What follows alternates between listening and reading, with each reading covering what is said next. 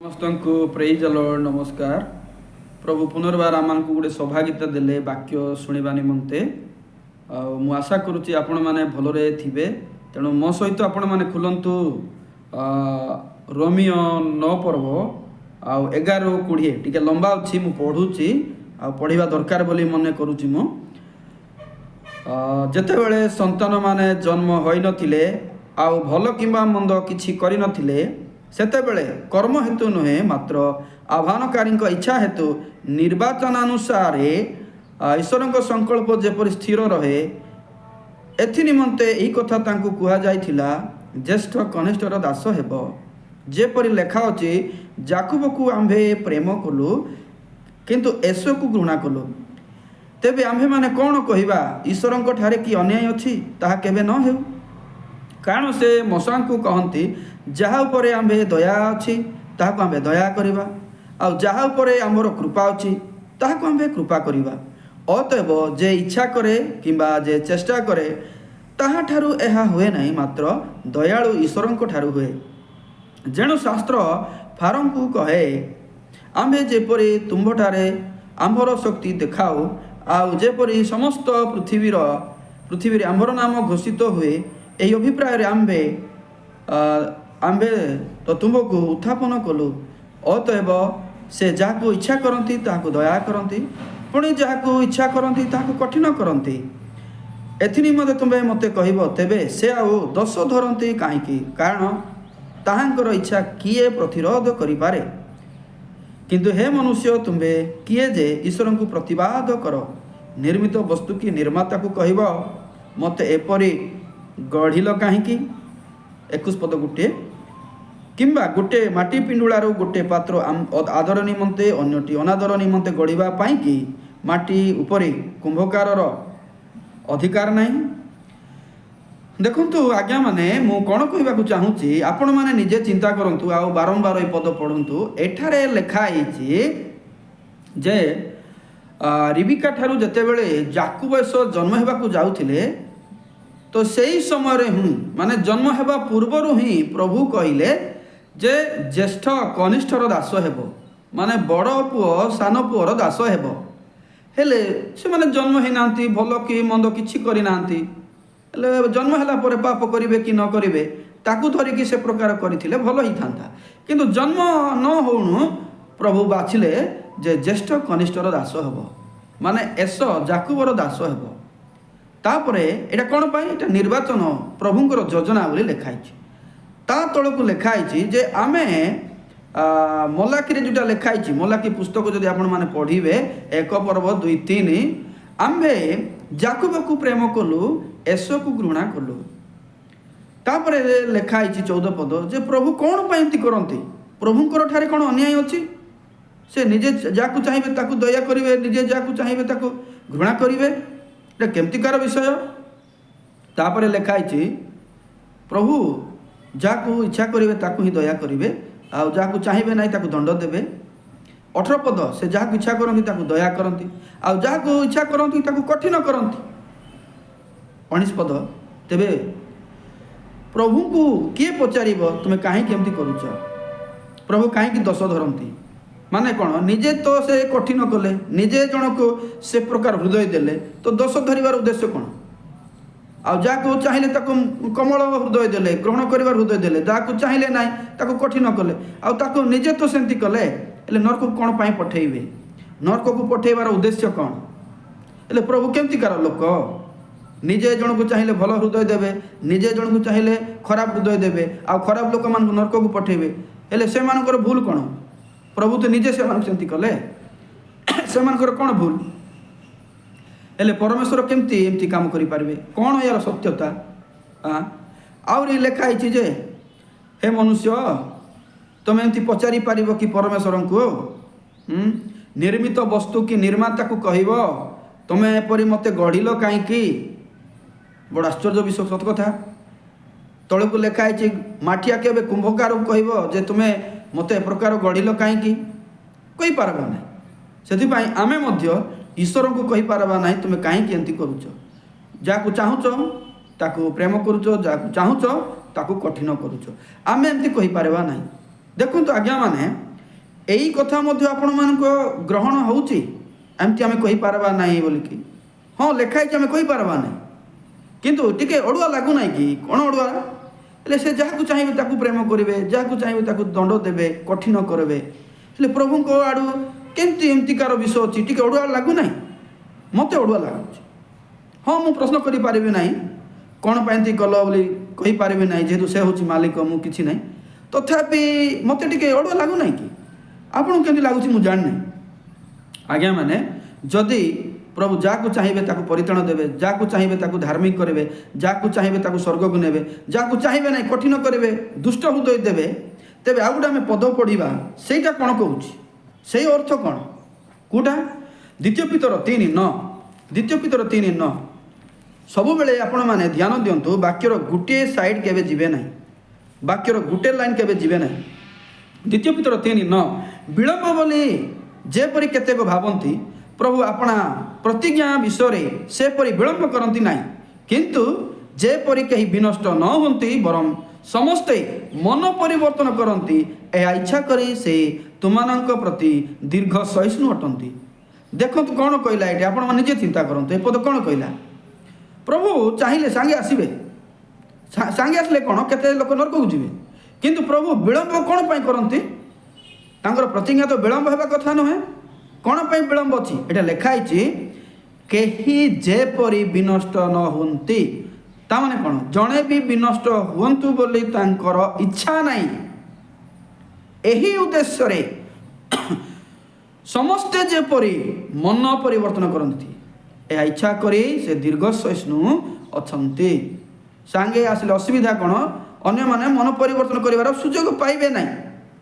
ତେଣୁ ସେ ଜାଣି ଜାଣି ବିଳମ୍ବ କରିଛନ୍ତି, ଦ୍ୱିତୀୟ ଆଗମନ କରୁନାହାନ୍ତି। କାହିଁକି? କେହି ବି ବିନଷ୍ଟ ହୁଅନ୍ତୁ ଏହା ତାଙ୍କର ଇଚ୍ଛା ନାହିଁ। ଦେଖନ୍ତୁ ଏଇ ପଦନ୍ତି କହିଲା, ସମସ୍ତେ ଆସନ୍ତୁ ବୋଲି ଚାହୁଁଛନ୍ତି, ସମସ୍ତେ ଉଦ୍ଧାର ପାଆନ୍ତୁ ବୋଲି ଚାହୁଁଛନ୍ତି ବୋଲି ଲେଖା ହେଇଛି, କିନ୍ତୁ ସେଇଠି ଯାହାକୁ ଚାହିଁବେ ତାକୁ ନେବେ, ଯାହାକୁ ଚାହିଁବେ ନାହିଁ କଠିନ କରିବେ। କେମିତି? ଆଉ ଗୋଟେ ପଦ ଦେଖିବା ଆମେ, ସେ ଜହନ 3:16। ଈଶ୍ୱର ଜଗତକୁ କେଡ଼େ ପ୍ରେମ କଲେ, ସେ ଆପଣା ଅଦ୍ୱିତୀୟ ପୁତ୍ରଙ୍କୁ ଦାନ କଲେ, ଯେପରି ଯେ କେହି ତାଙ୍କର ବିଶ୍ୱାସ କରେ ସେ ବିନଷ୍ଟ ନ ହୋଇ ଅନନ୍ତ ଜୀବନ ପ୍ରାପ୍ତ ହୁଏ। ଆପଣମାନେ ଏହା କେମିତି ବୁଝୁଛନ୍ତି? ପ୍ରଭୁ ଯୀଶୁଙ୍କୁ ଯେଉଁ ପଠେଇଲେ କ'ଣ ପାଇଁ? ଯାହାକୁ ଯାହାକୁ ଚାହିଁବେ ସେମାନଙ୍କୁ ଖାଲି ଲେଖା ହେଇଛି, ଯେପରି ଯେ କେହି, କିଏ ବି ହଉନା କାହିଁକି, ଯିଏ ବିଶ୍ୱାସ କରିବ ସେ ବିନଷ୍ଟ ହେବ ନାହିଁ। ଆଉ ଗୋଟେ ଦେଖନ୍ତୁ, ଆମେ ଝିଝିକଲକୁ ଯିବା। ବାଇବେଲରେ ସବୁ ବିଷୟକୁ ଆମେ ଗୋଟେଟାରେ ଜମା କରିକି ଯେତେବେଳେ ଆଲୋଚନା କରିବା, ସେତେବେଳେ ହିଁ ସତ୍ୟ ଜାଣିବା।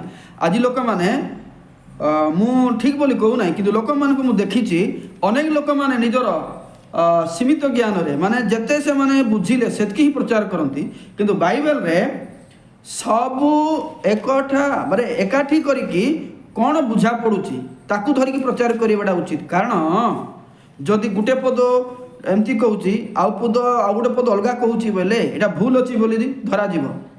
ଦେଖନ୍ତୁ କେମିତି ଭୁଲ? ଆମେ ପଢ଼ିଲୁ ପରା ଯେ ଲେଖା ହେଇଛି, ଯାହାକୁ ଚାହିଁବେ ତାକୁ ପ୍ରେମ କରିବେ, ଯାହାକୁ ଚାହିଁବେ ତାକୁ କଠିନ କରିବେ। ଏମିତି ଯଦି ଆମେ ପ୍ରଚାର କରିବା, ଈଶ୍ୱର ଯାହାକୁ ଚାହିଁବେ ତାକୁ ଏକା ନେବେ, ଅନ୍ୟମାନଙ୍କୁ ନେବେ ନାହିଁ ବୋଲି କହିଲେ, ସେଇ ପଦ ଅନୁସାରେ, ସେଇ ରେଫରେନ୍ସ ଅନୁସାରେ ଠିକ୍ ଅଛି, କିନ୍ତୁ ଭିତରରେ କ'ଣ ଦେଖିଲୁ? ସମସ୍ତଙ୍କୁ ଚାହୁଁଛନ୍ତି ଲେଖା ହେଇଛି, ତ ଏବେ କେମିତି ହେବ? ସେଥିପାଇଁ ସବୁଆଡ଼େ ଚିନ୍ତା କରିବାକୁ ପଡ଼ିବ। ଆଉ ଗୋଟେ ଝିଝିକଲ 33:11। ସେମାନଙ୍କୁ କୁହ, ପ୍ରଭୁ ସଦାପ୍ରଭୁ ଏହି କଥା କହନ୍ତି, ଆମ୍ଭେ ଜୀବିତ ଥିବା ପ୍ରମାଣେ ଦୁଷ୍ଟର ମରଣରେ ଆମ୍ଭର ସନ୍ତୋଷ ନାହିଁ, ମାତ୍ର ଦୁଷ୍ଟ ଯେପରି ଫେରି ବଞ୍ଚେ, ଏଥିରେ ହିଁ ଆମର ସନ୍ତୋଷ ଅଛି। ତୁମମାନେ ଫେର, ଆପଣା ଆପଣା କୁପଥରୁ ଫେର, କାରଣ ହେ ଇସ୍ରାଏଲ ବଂଶ, ତୁମେମାନେ କି ହେତୁ ମରିବ? ଏଇଟା କ'ଣ ଲେଖା ହେଇଛି? ଜଣେ ମରୁ, ଦୁଷ୍ଟ ବିନଷ୍ଟ ହଉ, ଏଥିରେ ମୁଁ ଖୁସି ନାହିଁ ଲେଖା ହେଇଛି। ବରଂ ସେ ଯେପରି ଫେରିବ, ଉଦ୍ଧାର ପାଇବ, ଏଥିରେ ମୁଁ ଖୁସି ଲେଖା ହେଇଛି। ତେବେ ଆପଣ କ'ଣ ଭାବନ୍ତି ରୋମୀ 9 ପର୍ବର ଘଟଣାକୁ? ପ୍ରଭୁ ଏଇଟା ଚାହୁଁଛନ୍ତି କି ଜଣେ ଦୁଷ୍ଟ ମରୁ ବୋଲି, ବିନଷ୍ଟ ହଉ, ନରକ ଯାଉ ଚାହୁଁଛନ୍ତି କି? ନାଇଁ। କିନ୍ତୁ ସେଇଟା ଚାହିଁଲେ କଠିନ କଲେ, ଚାହିଁଲେ ଗ୍ରହଣ କଲେ। ଏଇଟା କ'ଣ? କେମିତି? ବେଶୀ ଦ୍ୱନ୍ଦ୍ୱର ବିଷୟ କି ନାହିଁ? କେମିତି କରିବା ଆମେ ଏବେ? ସେଥିପାଇଁ ତ ଆମେ କହୁଛୁ, ଆଜ୍ଞା ଆଉ କ'ଣ କହୁଛୁ? ନାଇଁ, ବାଇବେଲ ଗୋଟେ 2 ଧାଡ଼ ଖଡ଼ଗ, ଏଇଟା ଝିକିଲେ କାଟିବ, ପେଲି ଦେଲେ କାଟିଦେବ।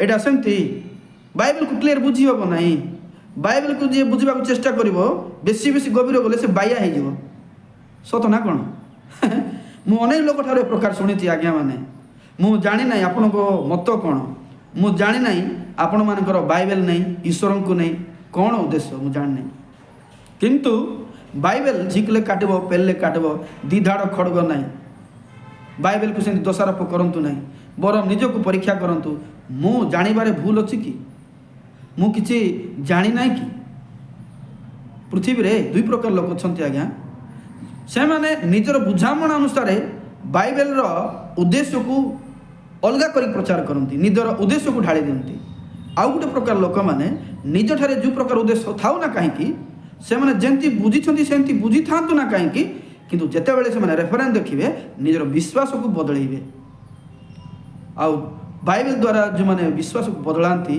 से माने प्रकृत रे ठीक लोक माने मु आपण भूल कि ठीक बोली कहबा को चाहू नहीं आपण माने बाइबल अनुसार निजको देखंतु बाइबल सेमती नहीं बरम बाइबल सत्यता को जानवा पड़ो सत्य कौन जहाँ चाहिए ताको विनष्ट करेंगे लिखाई सेटा सत्य ना समस्त को चाहूँ सेटा सत्य कौटा सत्य समस्त को चाहूँ सेटा सत्य हो अच्छा जदि सेटा सत्य हो लिखाई रोमी रे आम जहाँ चाहिए ताको कठिन करूँ सेटा मिछ ना मिछ बोली कही हम तेज कौन यहाँ भी तो बाइबल रे ना समस्त शास्त्र ईश्वर निश्चित तेज केमती भूल हे मु भावुची आपण माने द्वंद्व पड़ी थी किंतु बाइबल सत्यता कौन जानती कि मु आपण को कही दिए सबु वाक्य आपण मान को पाई नहीं सबु वाक्य मो पाई नहीं वाक्य रे सब बेले ध्यान देवा किए कहले केते बेले कहले काहाकू कहले काहे की कहले ए सब कारण थिबा पड़िबो तो ए जो रमे 9 पर्वर घटना एटा प्रथम विषय जानवार अछि जाकुब एसो ऊपर वर्णना अछि आपण ध्यान दियंतु सेटे कहीं से क्लियर लिखाई आमे जाकुब को प्रेम कलु एसो को घृणा कलु तो से जिस क्लियर है भल बाइबल रे इस्राएल मानकर आरंभ अब्राहम ठारू होईची प्रभु अब्राहम को प्रतिज्ञा कले मु किणान को तुमको नेबी किणान देश रे तुम प्रवेश कराइबी किणान रे तुम वास करिवो किंतु आपण माने केबे भाबिचंती अब्राहम ठारू जेते लोक जन्म हेले समस्त किणान को गले कि समस्ते प्रतिज्ञा देश को गले कि आपण कही परिबे हाँ गले जेहेतु अब्राहम को प्रतिज्ञा करागला समस्ते जाइथिबे नाई आज्ञा माने समस्ते जाई नांती किए गले नाई तेबे नाई नाई जो माने वाक्य रे पतित हेले से माने गले नाई झील से काल गले आ अन्य पिला माने मध्य गले सेतकी आकांक्षा रे जानले हबो कि अन्य माने जो गले नाई मु कहिबा को चाहे जाकुब अब्राहम रो पुओ इसाक रो पुओ के जाकुब एसो आपण माने ध्यान दियंतु जाकुबर पुओ 12 जन ए 12 जन गोष्ठी परवर्ती बहुत गोटे बड़ देश है यही 12 गोष्ठी को आमे बाइबल रे देखुछु बारंबार यही 12 जन पुओ द्वारा 12 गोष्ठी होती एमान द्वारा इस्राएल होती आउ एमाने मिस्र रे अछंती एमान को मशा उद्धार करूछंती एमान को किणान को नउछंती आ किणान रे एमाने प्रवेश करूछंती टिके चिंता करंतु एसर वंश ये अच्छी एसर वंश ये मिसी नाई ये एस ना ये जहाँकि इधम बोली आम कहू एसर वंश ये नहांती तो मुझे मान को स्पष्ट करदे आपण मैंने क्लीयर हो किणान रे प्रवेश करवा दल हूँ जाकुबर वंश जाकुबर 12 गोष्ठी एस नाई एस प्रवेश करी नाई एस जीवा विषय लिखा जाए नाई से बाइबल रे प्रतिज्ञा मिलला से माने माँ पेट जिते थे से ही परमेश्वर कहले आमे जाकुब को ग्रहण करुचु एसो को आमे घृणा करुचु माने कौन ताको नरक को पठेबू सेमती नाई नरक को पठा है ना आज्ञा माने आमे केबे आलोचना करिबा तो ये जो एसो को घृणा कले लिखाई एटा समग्र पृथ्वीर लोक मान को घृणा करने विषय बुझाए नाई एवं ए घृणार शब्द नरक को पठेबी से कहले एपरी बुझा जाए नाई बरम जाकुबर वंश किणान देश को जीवे नहीं से अर्थ रे बुझाए तेणु सॉरी एसर वंश एसर वंश किणान को जीवे नहीं केवल किए जीवे जाकुबर वंश जीवे आपण माने एबे मने पड़ुथिबो आपण मानकु जे प्रकृत रे 12 गोष्ठी ଇସ୍ରାଏଲ ଲୋକମାନେ କିଣାନରେ ପ୍ରବେଶ କରିଛନ୍ତି। ଆଉ ସେମାନଙ୍କ ଉପରେ ବାଇବେଲ ବାରମ୍ବାର ଆଲୋଚନା କରିଅଛି। ଆଉ ଯୀଶୁ ମଧ୍ୟ ସେଠାରେ ହିଁ ଜନ୍ମଗ୍ରହଣ କରିଛନ୍ତି। ତେଣୁ ଏସୋକୁ ଘୃଣା କରିବାଟା, ଯାକୁବକୁ ଗ୍ରହଣ କରିବାଟା, ଏଇଟା କିଣାନକୁ କିଏ ପ୍ରବେଶ କରିବ ନାହିଁ, ସେ ଅର୍ଥକୁ ନେଇ କୁହାଯାଏ। ସମଗ୍ର ପୃଥିବୀକୁ ସେମିତି ବ୍ୟବହାର କରୁଛନ୍ତି, ସେମିତି ନାହିଁ। ତେଣୁ ପ୍ରଭୁ ଏଇଠି ନିଜେ ଏସୋକୁ ବାଦ କଲେ ଆଉ ଯାକୁବକୁ ସେଠାକୁ ନେଲେ। ତେଣୁ ପ୍ରଭୁଙ୍କର ଇଚ୍ଛା ଏଇ ଜାଗାରେ ଆମେ ପାଉଛୁ ଯେ ସେ ଯାକୁବକୁ ପ୍ରେମ କରିକି ପ୍ରତିଜ୍ଞା ଦେଶକୁ ନେଲେ, କିନ୍ତୁ ଏସର ବଂଶକୁ ସେ ନେଇନାହାନ୍ତି। ସେଇ ଦୃଷ୍ଟିକୋଣରୁ ଏଇଟା କୁହାଯାଇଛି। ସେଇ ଦୃଷ୍ଟିକୋଣରୁ କଠିନ କଲି କୋମଳ କଲି ବୋଲି କୁହାଯାଇଛି। ଯାହାକୁ ଚାହିଁଲେ ଯାହାକୁ ଘୃଣା କଲେ ବୋଲି ଲେଖା ହେଇଛି। ଆଉ ଫାରୋଙ୍କ ସମୟରେ ମଧ୍ୟ ଫାରୋଙ୍କୁ ପ୍ରଭୁ କଠିନ କଲେ, ଯେମିତିକି ଈଶ୍ୱରଙ୍କ ଶକ୍ତି ମିଶ୍ରରେ ପ୍ରକାଶ ପାଇବ। ପ୍ରଭୁଙ୍କର ଉଦ୍ଦେଶ୍ୟ ଅଛି। ତେଣୁ ଯାହାକୁ ଚାହାନ୍ତି ତାକୁ ଗ୍ରହଣ କରିବାର ଅର୍ଥ ଏଇଟା ଯାକୁବର ବଂଶ କିଣାନକୁ ଯିବେ। କିଣାନ ଗୋଟେ ପୃଥିବୀର ଦେଶ, ହଁ କି ନାହିଁ? ଆଉ ଯାହାକୁ ଘୃଣା କରିବେ ମାନେ କ'ଣ? କେବଳ ଏସବମାନଙ୍କୁ ବୁଝାଏ, ସମସ୍ତଙ୍କୁ ନୁହେଁ, ଆଉ ଆମକୁ ନୁହେଁ। କାହିଁକି? ପ୍ରଭୁ କୌଣସି ଲୋକକୁ ନର୍କ ଯାଆନ୍ତୁ ବୋଲି ଇଚ୍ଛା ନାହିଁ। କାହାକୁ ମଧ୍ୟ ସେ ନର୍କକୁ ଯାଆନ୍ତୁ ବୋଲି ସେ ଇଚ୍ଛା କରନ୍ତି ନାହିଁ, କାରଣ ପରମେଶ୍ୱର ସମସ୍ତଙ୍କୁ ଭଲ ପାଆନ୍ତି। କିନ୍ତୁ କିଣାନ ଦେଶରେ ଯାକୁବ ଏବଂ ଏସ ମଧ୍ୟରେ କେତୋଟି ପାର୍ଥକ୍ୟ ରଖିଛନ୍ତି। ଆଉ କେବଳ ଯାକୁବ ବଂଶକୁ ନେଇଛନ୍ତି। ସେଇ ପଦ ରୋମିଓ 10 ପର୍ବରେ ବର୍ଣ୍ଣିତ ଅଛି। ଆଉ ଏଇ ପଦ ନେଇକି ଆପଣମାନେ ଯିଏ ବି ହୁଅନ୍ତୁ ନା କାହିଁକି, ପ୍ରଭୁ ଯାହାକୁ ଚାହିଁବେ ତାକୁ ଏକା ନେବେ ବୋଲି ଆଜିକା ଲୋକମାନଙ୍କୁ ପ୍ରଚାର କରନ୍ତୁ ନାହିଁ। କାରଣ ସେମିତି ପ୍ରଚାର କରିବା ଦ୍ୱାରା ପ୍ରଭୁ ଭୁଲ ହେବେ। କ'ଣ ନା ସେ ଯାହାକୁ ଚାହିଁବେ ତାକୁ ନେବେ, ଯାହାକୁ ଚାହିଁବେ ନରକକୁ ପଠେଇବେ। ହେଲେ ପ୍ରଭୁଙ୍କର ଠାରେ ଗୋଟେ ଇନଜଷ୍ଟିସ୍, ମାନେ ବିଚାର ଭୁଲ ନାହିଁ କି? ସେ ଭୁଲ ବିଚାର କରନ୍ତି ନାହିଁ କି? କିନ୍ତୁ ବାଇବେଲ କହୁଛି ସେ ନ୍ୟାୟବାନ ବୋଲି ଲେଖା ହେଇଛି। କିନ୍ତୁ ସେଥିପାଇଁ ପ୍ରଭୁ ସମସ୍ତଙ୍କୁ ଚାହାନ୍ତି, ସମସ୍ତଙ୍କୁ ପ୍ରେମ କରନ୍ତି, ସମସ୍ତେ ଉଦ୍ଧାର ପାଆନ୍ତୁ। ଏଇଟା ପିତର କହିବା ଅନୁସାରେ, ଆଉ ଜିଜିକଲ କହିବା ଅନୁସାରେ, ଆଉ ବାଇବେଲର ମତ, ଆଉ ପ୍ରଭୁଙ୍କର ମଧ୍ୟ ଯୋଜନା, ସମସ୍ତେ ଉଦ୍ଧାର ପାଆନ୍ତୁ, କିଏ ବିନଷ୍ଟ ହୁଅନ୍ତୁ, ଏଇଟା ତାଙ୍କର ଇଚ୍ଛା ନାହିଁ। କିନ୍ତୁ ସେଟା ନିର୍ଦ୍ଦିଷ୍ଟ ଗୋଟେ ସମୟ ଥିଲା ଏସ ଯାକୁବର ବଂଶ ଭିତରେ, ସେଇ ଜିନିଷ ସେଇଠି ଲେଖା ହେଇଛି। ମୁଁ ଆଶା କରୁଛି ଆପଣମାନେ ଏହି ବିଷୟରେ ପ୍ରାଞ୍ଜଳ ଭାବରେ ବୁଝିଥିବେ ଏବଂ ବୁଝିଲା ପରେ ଖୁସି ଲାଗିଥିବ ନିଶ୍ଚୟ। ଆଉ ଦ୍ୱନ୍ଦ୍ୱରେ ପଡ଼ନ୍ତୁ ନାହିଁ। ଯଦି କୌଣସି ବିଷୟ ଦ୍ୱନ୍ଦ୍ୱମୂଳକ ଆସେ ଆପଣମାନେ ମୋତେ କମେଣ୍ଟ କରି କହିପାରିବେ। ଆଉ ଆଜି ଆମେ ଏତିକି ଆଲୋଚନା କରିବା। ମୁଁ ଆଶା କରୁଛି ଏଇଟା ବେଶୀ ଖୁସିର ବିଷୟ। ପ୍ରାର୍ଥନା କରିବା। ପ୍ରେମୟ ପ୍ରଭୁ, ଧନ୍ୟବାଦ, ସୁନ୍ଦର ସମୟ ଦେଲ ଆଉ ସୁନ୍ଦର ବାକ୍ୟ ବୁଝେଇଲ। ଆମେ ଦ୍ୱନ୍ଦ୍ୱରେ ଥିଲୁ ପ୍ରଭୁ, ପ୍ରକୃତରେ କାହାକୁ ଚାହିଁବେ କାହାକୁ ଚାହିଁବେ ନାହିଁ, ହଁ ହେଇଥିବ ଭାବିଲୁ, କିନ୍ତୁ ସେଇଟା ଯେଉଁ ନିର୍ଦ୍ଦିଷ୍ଟ ବିଷୟକୁ ନେଇ ବୁଝାଏ ଆମେ ଆଜି ଜାଣିଲୁ। ଧନ୍ୟବାଦ ଏ ସୁନ୍ଦର ଆଲୋଚନା ପାଇଁ। ପ୍ରାର୍ଥନା ଯୀଶୁଙ୍କ ନାମରେ ମାଗୁଛୁ, ଆମେନ୍। ନମସ୍କାର ରହୁଛି।